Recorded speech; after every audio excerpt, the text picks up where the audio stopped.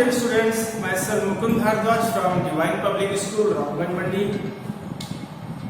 Rural local government class 6 का ये topic हमारा चल रहा है, जिसमें हम अभी तक थर्ड ईयर ऑफ गवर्नमेंट या थर्ड लेवल ऑफ गवर्नमेंट के तौर पे जो फेडरल सिस्टम या फेडरल स्ट्रक्चर का हिस्सा है रूरल लोकल गवर्नमेंट पंचायती राज सिस्टम हम पढ़ रहे हैं।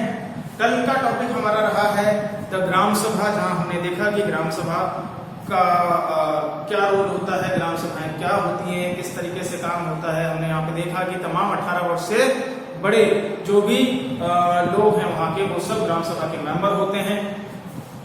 सेंट्रल गवर्नमेंट में जिस तरीके से एक डिस्कशन फोरम होता है लोकसभा का, सेम प्रोसीजर ग्रामीण स्तर पर रूरल लेवल पे ये ग्राम सभाएं निभाती हैं। और साथ ही साथ हमने कल इनके इम्पोर्टेंट फंक्शंस भी देखे, जहाँ पे किस तरीके से वो लोग चुनाव की रणनीति बनाते हैं या ग्रामीण क्षेत्र के विकास के लिए, डेवलपमेंट के लिए जो योजनाएं बनाते हैं, डिसीजंस लेते हैं, या एक तरह का चेक एग्जीक्यूटिव बॉडी को उनका लगा रहता है कि क्या काम हुआ नहीं हुआ। करप्शन कंट्रोल भी हो सकता है उसमें गांव से संबंधित जो विकास के कार्य हैं, जिसमें चाहे वो सड़क हो, चाहे वो प्राइमरी हेल्थ सेंटर्स हो, चाहे वो प्राइमरी स्कूल्स हो, इवन मिडिल स्कूल्स हो, ठीक है, उन पे तमाम चीजों पे तवज्जो दी जाती है। तो इस तरीके से हमने पूरी बॉडी को, एक स्ट्रक्चर को हमने कल समझा, द ग्राम सभा। Now my today's topic is the gram panchayat. So composition की बात करेंगे। Composition means how it made, या किस तरीके से ग्राम पंचायत का निर्माण होता है। First of all, what is gram panchayat? Gram panchayat क्या होती है? तो द ग्राम पंचायत, आप राइट साइड पे मेरे टेक्स्ट के साथ भी चलते रहेंगे, मेरे लेक्चर के साथ में। तो the gram panchayat is an elected body. ठीक है, इलेक्टेड बॉडी क्यों कहा जा रहा है? क्योंकि ग्राम पंचायत के जो सदस्य होते हैं वो इलेक्शन के माध्यम से, चुनाव के माध्यम से चुन के जाते हैं। So the gram panchayat is an elected body of the villagers. It implements the decision taken by the gram sabha. तो जैसा कि मैंने आपको वीडियो की शुरुआत में बताया कि ग्राम सभा एक अलग बॉडी हो गई, और उन्होंने ही वहां निष्कर्ष निकाला, डिसीजन लिया कि भाई किसी पंचायत सिस्टम में एग्जीक्यूटिव बॉडी का हिस्सा होना है, तो वहीं से एक चुनाव करवाए जाते हैं, और चुनाव के माध्यम से सरपंच और वार्ड मेंबर का चुनाव होता है। और यही जो पंचायत के जो सदस्य हो गए, चाहे वो सरपंच हो, वार्ड मेंबर्स हो, तो इन्हीं लोगों का फिर काम होता है कि जो भी तमाम डिसीजंस ग्राम सभा में लिए गए हैं उसे सीधे तौर पे इम्प्लाई किया जाए, इम्प्लीमेंट किया जाए। Every panchayat is divided into smaller areas called wards. तो एक जो पंचायत होती है, आमतौर पे एक या कुछ गांव का कॉम्बिनेशन एक पंचायत के तहत हो जाता है। वो number of peoples living in that area के अकॉर्डिंगली होता है। इसी तरीके से छोटी छोटी सी कंस्टिट्यूएंसीज बना दी जाती है दरअसल। तो एक पंचायत में कम से कम एक गांव तो डेफिनेटली होना ही है, पर आमतौर पे कुछ आसपास के छोटे गांव का एक समूह क्रिएट कर दिया जाता है, और उसमें जो मेन लीडिंग जो रोल प्ले करता है दैट इज सरपंच।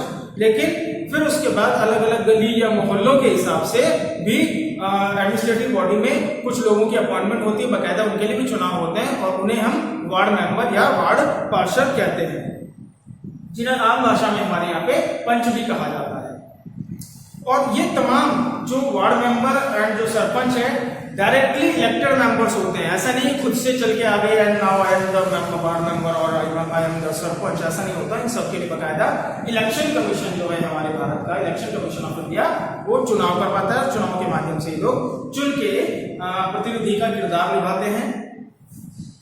साथ ही साथ तमाम ग्राम पंचायतों में एक चीज और ध्यान रखने वाली है कि इनमें scheduled caste, scheduled tribe, OBC candidates, इनके लिए भी सीट्स रिजर्व होती हैं। ऐसा नहीं कि हमेशा से जो पहले के जमाने में जैसा चलता आता था कि जो मुखिया का बेटा मुखिया हो जाएगा, जो लठैत है, जिनके पास पावर है, जमींदार किस्म के जो लोग हैं, वही हमेशा गांव के मुखिया होते थे। अब ऐसा नहीं होता।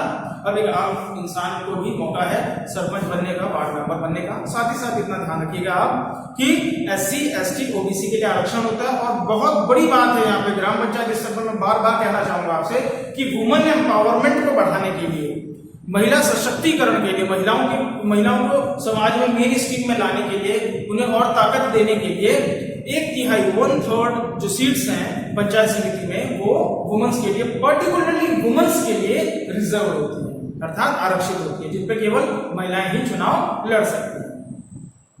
नाउ इसके बाद एक और एग्जीक्यूटिव बॉडी पंचायत समिति के साथ साथ चलता है, जिसे हम सेक्रेटरी कहते हैं। तो जो स्टेट गवर्नमेंट होता है वो हर ग्राम पंचायत के लिए एक सेक्रेटरी की अपॉइंटमेंट करता है, जिसे बकायदा जो सैलरी होती है वो भी सरकार ही पे करती है। उसे रेगुलरली मंथली बेसिस पे सैलरी दी जाती है, और वो गांव के तमाम काम में रिस्पॉन्सिबिलिटी के साथ चेक करता है कि गांव के लिए जो बजट आया वो प्रॉपरली काम उस बजट में हो रहा है कि नहीं हो रहा है। साथ ही साथ जितनी भी तमाम ग्राम सभाओं की मीटिंग होती है या पंचायत की मीटिंग होती है उन सबका वो पूरा रिकॉर्ड मेंटेन करता है।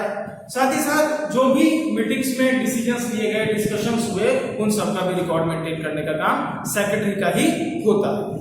चलिए, ये तो बात होगी हमारे कंपोजिशन ऑफ ग्राम पंचायत की। आगे हम इसी वीडियो में लेंगे the functions of gram panchayat. ग्राम पंचायतें क्या क्या कार्य करती हैं या उनके फंक्शंस क्या हैं। फर्स्ट पहला देखेंगे, सबसे पहला ऑब्वियसली क्या काम होना चाहिए। बात हो रही है एडमिनिस्ट्रेटिव सिस्टम की, एक शासन व्यवस्था की जो ग्रामीण स्तर पे काम कर रही है, तो सबसे पहले तो आम लोगों की आवश्यकताओं की चीजों की पूर्ति होनी चाहिए। तो जो पहला जो टॉपिक है हमारा, it looks after the construction and maintenance of water sources, then after roads, drainage, school building and other common property resources, या यू कैन से कि गांव से संबंधित जो भी मेन मुख्य आवश्यकताएं क्या होगी। सबसे पहले पेयजल, स्वच्छ पीने का पानी की व्यवस्था हो, उसके लिए बोरिंग करानी पड़े या टैंक लगाने पड़े, पाइपलाइन बिछानी पड़े, ये काम पंचायत समिति का है। प्रॉपर सैनिटेशन हो, सड़कें सही बनी हुई हों, या अगर खराब हो गई है सड़कें समय के साथ तो उनका मेंटेनेंस हो, सड़कों के किनारे से नालियां निकल रही हो जो कि कवर्ड हो ताकि कम से कम बीमारियां हों। सैनिटेशन बहुत जरूरी है, सफाई की व्यवस्था गाँव में अच्छे से अच्छी हो। ठीक है, स्कूल बिल्डिंग के हालात कैसे हैं, कोई जर्जर तो नहीं है, बहुत पुरानी बिल्डिंग है, अगर मेंटेनेंस की आवश्यकता है तो वो किया जाए। नई बिल्डिंग बनाने की आवश्यकता हो तो उस पर ध्यान दिया जाए। प्राइमरी हेल्थ सेंटर्स पे ध्यान दिया जाए।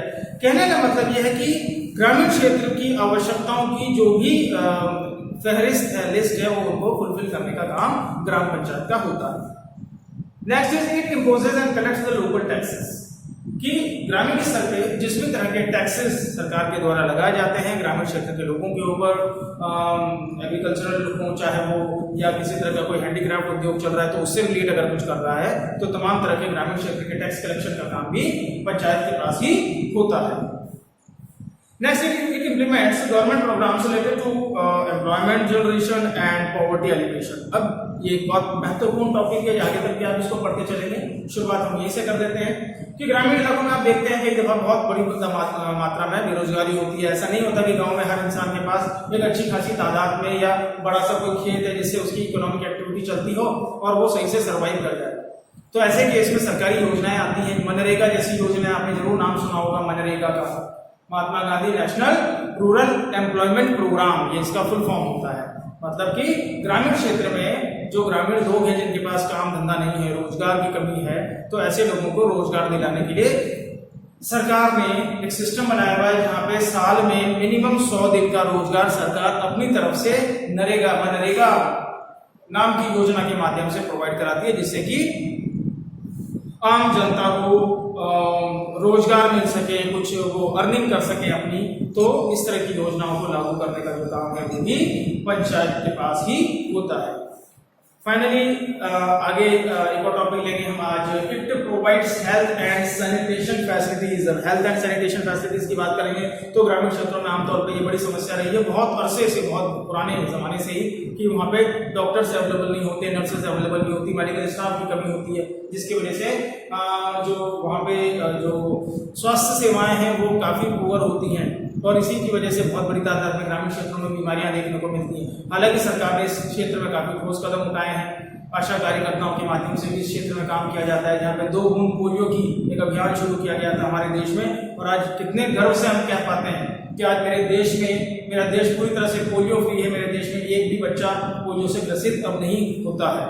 तो इस तरह के जो प्रोग्राम्स हैं वो भी पंचायत समितियों के माध्यम से ही फुलफिल किए जाते हैं। साथ ही इसमें आगे की भी कुछ और रिस्पॉन्सिबिलिटीज होती हैं ग्राम पंचायतों की, वो क्या है वो भी देख लेते हैं हम। अगला है कि controls the spread of disease bye vaccination. तो ग्रामीण क्षेत्रों में टीकाकरण अभियान चलाया जाता है ना, आपने ध्यान होगा छोटे बच्चों को वक्त वक्त पर टीके लगाए जाते हैं। प्राथमिक सेवा केंद्रों पर हर बुधवार या गुरुवार का अलग अलग स्टेट में रहता है ना, एक डे फिक्स होता है कि बच्चा जैसे ही नवजात शिशु है पैदा हुआ तो उसको साल भर तक अलग अलग टाइम पे टीके वगैरह लगाए जाते हैं। ठीक है, तो ताकि वो उस टीके से क्या होता है कि आने वाले वक्त में वो स्वस्थ रहे, बच्चा अपना जीवन अच्छे से जी सके और कई तमाम तरह की बीमारियों से उसे बचाया जा सके। तो इस तरह के काम भी पंचायत समितियों के माध्यम से या पंचायतों के माध्यम से किए जाते हैं। साथ ही साथ एक provides primary education in the village. तो जैसा कि मैंने बताया बहुत छोटा गांव भी होगा तो भी आज हमारे देश में लगभग ऐसा शायद ही कोई गांव बचा हो जहाँ पे प्राइमरी हेल्थ सेंटर्स न हो, यानी कि माध्यमिक विद्यालय न हो।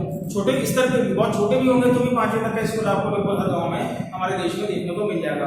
क्यों? क्योंकि शिक्षा अपने आप में कॉन्स्टिट्यूशनल राइट है बच्चे का। शिक्षा के अधिकार के माध्यम से देश ने ये व्यवस्था की है कि हमारे देश में जो बच्चे मिनिमम 14 ईयर्स तक के एज के बच्चों को कंपलसरी एजुकेशन देना सरकार का दायित्व है, और न सिर्फ सरकार का दायित्व है बल्कि ग्राम पंचायतों का भी, पेरेंट्स का भी दायित्व है।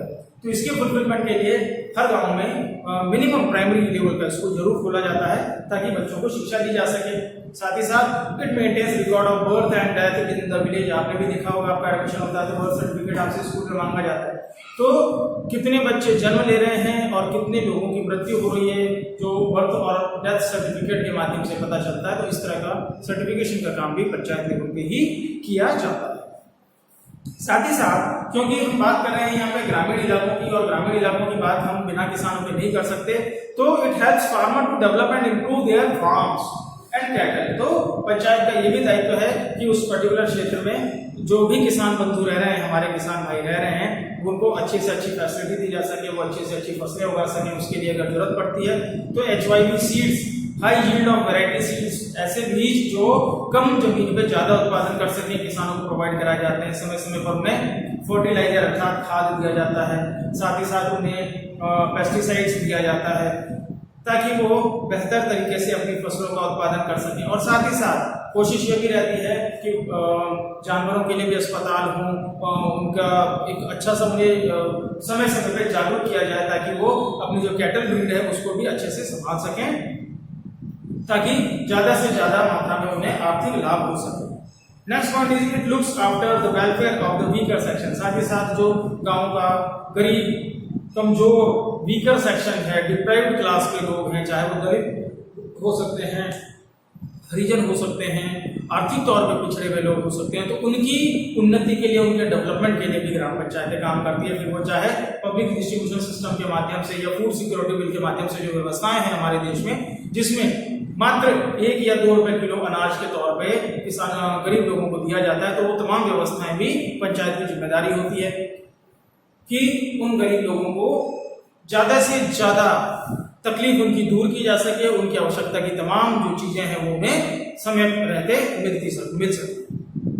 And finally it organise cattle fairs and village fair. Cattle fair यानी आपने नाम सुना होगा जरूर कि गांव में आमतौर पर मेले का जिक्र ना हो तो गांव का जिक्र करना भी अधूरा सा लगता है। तो अलग अलग गांवों में अलग अलग वक्त पे त्योहारों के माध्यम से, मेनली तो त्योहारों पे मेले लगा करते हैं, कभी दशहरे पे हो गया, कभी तीज पे हो गया, कभी किसी और दूसरे अवसर पे हो गया। तो इस तरह के जो मेले से संबंधित आयोजन है, चाहे वो पशु मेला हो, चाहे वो आम एंटरटेनमेंट से रिलेटेड कोई मेला हो, तो इस तरह के जो आयोजन है वो भी सही तरीके से चले, प्लस उसमें ज्यादा से ज्यादा बाहर के भी लोग आके उसमें पार्टिसिपेट करें। जैसे आपको ध्यान आ रहा होगा ना, खैराबाद देखा जाए तो छोटी जगह है, परंतु उसमें जो कुंभ का मेला लगता है हर 12 साल में, आपको ध्यान होगा कि 2 साल पहले ही लगा था, तो पूरे हिंदुस्तान भर से लोग यहाँ आते हैं और कितनी अच्छी व्यवस्था होती है, प्रशासन सख्त होता है, उनके बाहर के से आए हुए लोगों के लिए टेम्परेरी टेंट की व्यवस्था की जाती है, उनके लिए अच्छे साफ सुथरे टॉयलेट्स की व्यवस्था की जाती है, एक प्रॉपर मैनेजमेंट होता है। तो इससे क्या होता है कि ग्रामीण क्षेत्र की जो इकोनॉमी है वो भी बूस्टअप होती है, डेवलपमेंट होता है, उसका उसे भी अपनी एक पहचान होती है। तो ये तमाम जो काम हमने देखे ये सब ग्राम पंचायतों के हैं, लगभग 10 पॉइंट हैं, और इस माध्यम से हमने ये समझने का प्रयास किया कि ग्राम पंचायत किस तरीके से जो भी ग्राम सभा की डिमांड होती है या डिसीजंस होते हैं या डिस्कशंस होते हैं, उन तमाम डिस्कशंस को या योजनाओं को एग्जैक्टली इंप्लीमेंट करती है। सो ग्राम panchayat that is why known as the executive body of Panchayati Raj system.